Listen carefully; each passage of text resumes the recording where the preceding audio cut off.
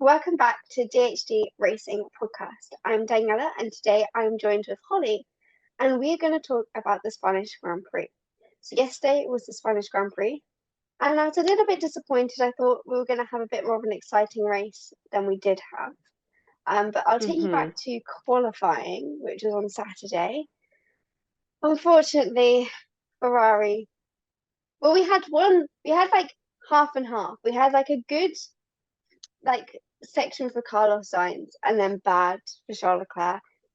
Charles Leclerc, I think, ended up finishing P19 in qualifying. He didn't make it out Q1. P19, Yeah, because I think, I wasn't able to watch qualifying, so I knew that he started the race pretty far back because of some like changes that they had to make in the car. Um, but that's terrible. What happened? What yeah, happened to Charles? I think there was something wrong with his car.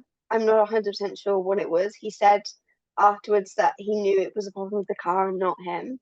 And he kind of knew that he hadn't made it out of Q1 immediately, which is kind of Oh, sad. I do think like this is the first time we've seen him not make it out of Q1 since 2019, and I think that shows that it's the car and not him. oh yeah, If it's definitely. been I that long, agree.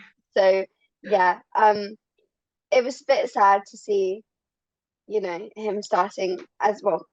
He was P19 and then he started from the pit lane, so it was not a great start to the weekend for him. Yeah. But Carlos was P2. He was having a great time before the race during qualifying. And then Pierre Gasly was starting P4. Everyone was so excited. I was excited for Pierre. And then he got a six grid place penalty. So he then Ooh. started 10th. Oh, that's And so that just disappointing. sucked. Oh, it was so sad. I That's such a good because I swear Lando also got quite a good qualifying spot. Was he third? Am Yeah, I he right was in third. saying? Yeah. So that would have been such an interesting starting grid to have Pierre fourth and Lando third, and I'm so mad that that got ruined for him So to be sent back to 10th. Oh, I want to know your thoughts on this, but I feel like it was too much of a penalty. I feel like it was like because it didn't really affect Max and Carlos's performance. For those who don't know, the reason that Pierre got this penalty is because he impeded both Carlos and Max during qualifying, but both of them came out on top on the first and second. If it really affected their performance and they were like ninth and 10th, fair enough. But they got the top two spaces, so like I don't feel like they should have given Pierre that harsh of a penalty if it didn't affect the race, if it didn't affect the results of Carlos and Max. And I noticed this a couple of times recently that I feel like they do this a lot where they will give a penalty to someone, but the people who the reason the penalty was given affects have actually come out on top. And if Pierre was first and the other two were behind him, that's fair enough because that's giving Pierre an advantage. But that wasn't the case. He was starting behind them anyway. They were on top. Why should he have had that six place grid penalty? He just mhm. like they do need to like get penalties and things when they do something wrong. But I do think this is a little bit harsh. What are your thoughts on that, Holly? I I agree actually. I think the way that you've put that in terms of the what the punishment was for, which was impeding the two leaders when they don't seem to have been that impeded, is like it makes sense. Would you think maybe more like a three place penalty or like a two place penalty might have been a bit more um proportionate to Yeah, fit the crime? Because I feel like yeah. moving someone back from fourth to 10th for your starting place is a really big hit in terms of how you're going to be able to perform. Whereas perhaps if it had just been two or three, that's only moving one or two lines back on the starting grid. So it might have been less of a less of a harsh punishment. But I yeah, don't know. I'm still so Yeah, mad about that. I don't know like where he like what his time was before. But if it was still quite high up, then maybe they what they could have done is instead of giving him a 10-place grid penalty. I don't 10-place, 6-place grid penalty. They could have maybe just deleted his last lap time, but I don't know what that could have been even worse. He could have been like 17th or something. I don't actually know because I can't remember. But maybe doing that instead could have been an option. But obviously, it could have gone the other way, and he could have been starting even further back if they'd done that. Because I can't quite remember where he was positioned before. But yeah, I don't know. I feel like it's something that maybe we need to see what the FIA do in the future in regards to stuff like this, because I think it's very interesting that that has been the case for a little while. But moving on to race day, we had Hmm. both Logan and Charles starting from the pits. And then Heartbreaking. now we'd had that change of PS. He was starting 10th, which pushed Fernando to 8th because he had a bad qualifying. He had problems with the floor of his car, I believe, which led him to start, well, BP9, but then obviously get pushed forward because of the penalty that Pierre had, so he started P8. And we also had Lance Stroll. I feel like he started 5th or 6th. He was doing like he had a good qualifying, which led actually to him having quite a good race. And he was actually a driver I was most impressed with this weekend. Comparing his results to Monaco, he had a really bad time in Monaco. He thought it was a bumper car and was crashing into everything. But this weekend, I Hmm. feel like he's just proved everyone wrong and has come back stronger. And yeah, I was definitely very impressed with him. But Alonso, with this being his home race, I really thought that he would have done a lot better than he had done. I thought, right, okay, he's starting further back than he usually does, but I thought he would come back fighting so much stronger yesterday and be like getting through that field, coming up to the top. But he really wasn't. And even in like those final laps, he was less than 1 second from Lance and said to his engineers to pass on the message to Lance that he wasn't going to overtake him, which I found really bizarre because he is like further ahead in the championship than Lance, and he needs those championship points more than Lance, so he's a priority. But he then decided not to overtake Lance, and it wasn't because he was told that by his team. He made that decision himself, and I don't really understand why. Hmm. So yeah, very interesting from Alonso. I was definitely very disappointed by his performance. Um, Where did they finish again, Lance and Alonso, respectively? Lance was uh, I think it was 6 and 7. 6 and 7. I will just It check was that. because I remember thinking it was more of a midfield finish than I was expecting Yeah, from them. It almost seemed like they had swapped places with Mercedes, in terms of like race pace and finishing position. Um, and then yeah, the fact that Alonso, who's consistently been outperforming Lance for weeks now, sort of suddenly seemed to struggle in this race, and while Lance seemed to be having a much better time, is interesting because they're driving the same car. So you wonder, yeah, is it the car? Is it one of the drivers struggling? One of the drivers just suddenly hitting their mark? yeah. But yeah, They I was, finished 6 and 7. mhm. I feel like Alonso also has, like, we know he's capable of fighting back from a lower grid place if he's got the car to do it in. So the Hmm. fact that he wasn't able to does interest me, um, as to why that was and why he wasn't able to make up spaces, especially when Yeah, Ferrari sort of seemed to be struggling so much anyway, as well. yeah. Checo did had a bit better of race than he did qualifying. He did manage to get some good overtakes and work his way up Hmm. to a P4 finish. But I think we can all agree that this weekend was definitely a strong point for Mercedes. They had some Hmm. changes to their car at Monaco, but obviously Monaco is not really a track where like you can notice changes within the car because as we No. know, you're kind of staying in the same place that you do when you finish in qualifying. So it was good to actually see them out on track and see if those changes are actually like affecting their performance in a positive way. And so far, I think they have proved that they have. This is their first 2, 3 of the year. And I don't know if that's what we can call it, a 2-3, I don't know. But I would say that like that, I think that this could be like a definite moving forward point for Mercedes, and I think that we can see them up there a whole lot more now that they've had those changes to that car. Obviously, this is just one race. I'm basing this all off of one race, but I do think that these changes are a positive thing, and I am hoping we are going to see more of these podium finishes from Mercedes. Holly, I know you're a Mhm. Mercedes fan. What are your like opinions on this?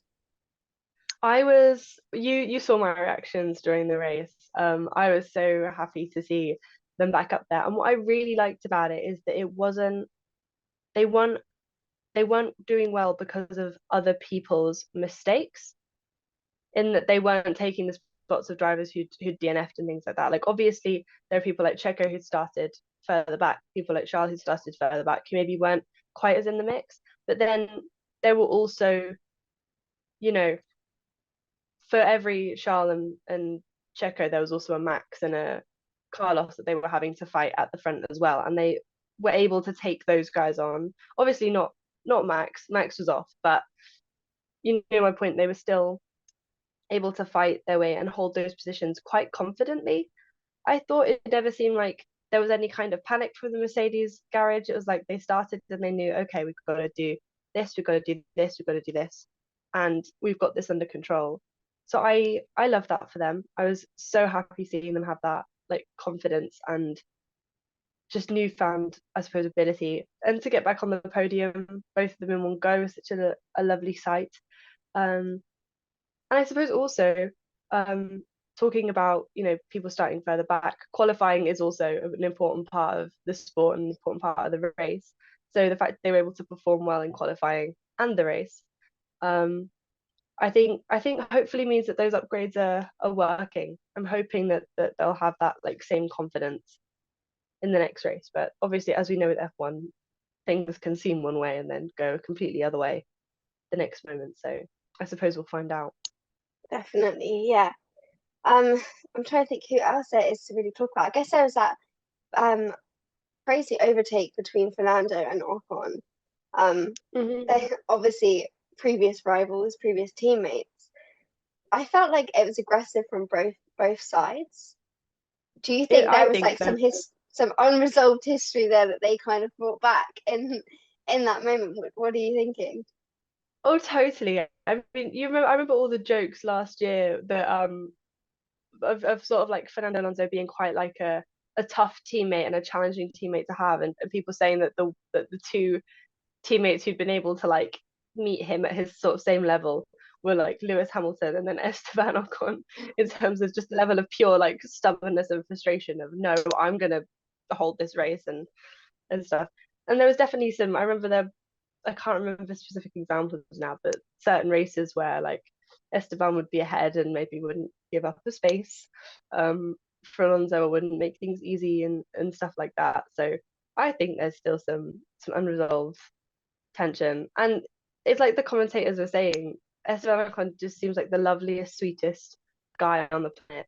But on the racetrack, there's just something about like he's just brutal, I think, at times when he gets challenged by another driver. Um, I hope they have a few more battles in the future. I think those would be quite entertaining because I don't see either of them backing down super easily. I But agree. I yeah, it's agree. it's funny. Other than that, I feel like it was a quite solid race. It was quite a steady, easygoing race. I feel like everything Yeah. kind of ended up as you'd expected it to. I feel like Yeah. there weren't too many surprises for There was some Barcelona. like a moment between Yuki and Joe, um, with Yuki getting a 5 second um penalty for pushing Joe off the track. And I feel like it was kind of a similar moment to Ocon and Fernando, but Fernando's wasn't investigated, even though he kind of went over that line and into the pit lane exit, which I found very interesting because they didn't even look into it, let alone give him a penalty. But then Yuki got a penalty for pushing Joe off the track. And I feel like, again, we started to see Yuki bringing that aggressive nature that he had before when he was like shouting down at his like race engineers and being really, really aggressive on track. And this year we hadn't really seen it until now. And it was like a change. And it was a change that was working because he's been outperforming his teammate, but also he's been pretty consistent so far this year. And I am a little bit disappointed that we started to see kind of the old Yuki coming back because we know that didn't work before. We've seen it not work the past 2 years. He tried something new and it was working. But now that nature is starting to come back, I'm hoping it was just a blip and that it won't continue. But I did find it kind of interesting to see that side of Yuki again. Talking of his teammate Nick de Vries, I feel like this is one of Nick's better performances. He was a driver that I was really excited for this season. I Same. understand he is a rookie, and I am trying to be a bit more lenient with rookies and telling like giving myself until the summer break before I make a decision on them. But I am a bit disappointed with his performances so far this season. What are your thoughts Mhm. on Nick de Vries? Honestly, kind of similar. I think there was some really high expectations for him. Um, especially I think just because of his experience in all of these different um series and championships. And I don't even know that the people were expecting like him to be doing having like a sort of Hamilton rookie season. But I think people were expecting maybe a couple more points finishes or like low level midfield finishes at least. Given that we know the AlphaTauri car is capable of it, like just how it performed last year and how some of the things that like Yuki's been able to do this year. Whereas, as far as I'm aware, Yuki has been consistently outscoring Nick, and at points like quite by quite a margin, I think. So yeah, I think I suppose people, and I suppose also his debut was such a success. Um, I don't know, maybe there was something about the Williams car that he was just able to gel with more than AlphaTauri. No, um, but I definitely agree with you. Of all, did he have the highest expectations? Because I feel like Oscar Piastri also had some quite high expectations, but it was definitely the two of them, I think, Yeah, who people were kind of going, those are the good ones. And I don't think either of them has quite met that. Obviously, for Oscar, the McLaren car appears to be the main problem since like Lando is struggling an equal amount with the car. So that's kind of yeah, obvious. I think the thing that concerns people about Nick is that Yuki is not struggling to the same extent that he is. And that's why people are kind of like, okay, what's going on here? yeah, So yeah. I agree. I completely agree. Because there are rumours that Helmut Marko said that Nick de Vries, if he didn't perform well yesterday, not today, then he would um, have risk of losing his seat. And there's also been rumours of the same thing with Logan Sargent. That there are rumours that he might lose his seat too. But again, this is silly season. This is rumours. Can we believe everything the media says? No. So I think we So just need to kind of keep an open mind, but like be aware of it. Um, but yes, I feel like that's kind of really everything. Do you have anything else that you wanted to talk about, I Holly? really I really don't. It was such a chill race. It was almost because the way that we watched the race is that you were watching on live with Doreen, who unfortunately cannot make it today. And I was watching the race with your live stream next to it. And I think because the race was just kind of, if it had been a really hectic race with loads going on, I would have really struggled because I'd have been going like back and forth. And you guys were like on a delay. So I would see something happen in the race and I'd go, oh no. And then a minute would pass and I'd hear you guys go, oh no. But because it was quite chill and steady, it meant that there were these sort of long gaps where nothing would really happen, where I could sort of kind of keep one ear on it and then focus a little bit more on you guys and the talk. So it was a nice race to watch like that and just have a bit Yeah. more of a chill time. The only thing we Um, haven't mentioned is the incident with Lando and Hamilton at the start, leading Lando to oh my oh, gosh, a yes, really they bad they start. collided, didn't they? Yeah, they made a little bit of contact. Lando then I forgot needed to that. change his front wing because he then broke his front ring. And then he had like a 17-second pit stop whilst they changed the front wing, and he was then down in 20th for quite a while. He did manage to make his way up, and he ended up finishing 17th, which is not ideal. And then Piastri was 13th. I did think that at one point Piastri might have been in the top, like going towards the top 10, which didn't quite happen. But he compared to Lando, he did have quite a good race. But obviously Lando did have damage to begin with. And I think that once that car has kind of had a bit of damage, trying to then bring it back up and join the rest of the pack and work his way through the pack, it isn't very easy in that car. So I think they are going to try and rely on a good qualifying from now on. I'm hoping that like we will see more of Lando up there in Q3 a lot more and starting the race in those top positions. I really want to, because he's so clearly good enough. And like the way he was driving last year showed that he was so clearly good enough. And then yeah, I don't know that I think he would have finished third if he'd actually been able to like hold on to that position.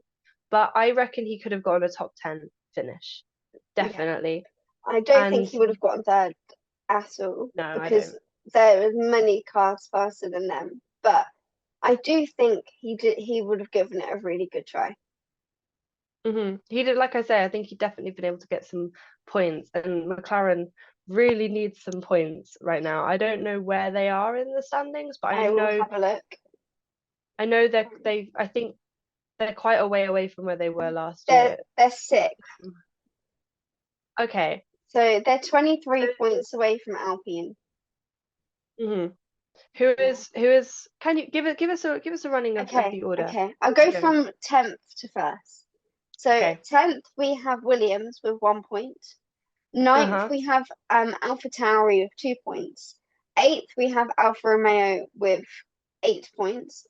7th we have Haas with 8 points. 6th we have McLaren with 17 points. 5th we have Alpine with 40 points. 4th Ferrari with 100 points. 3 Aston Martin with 134 points.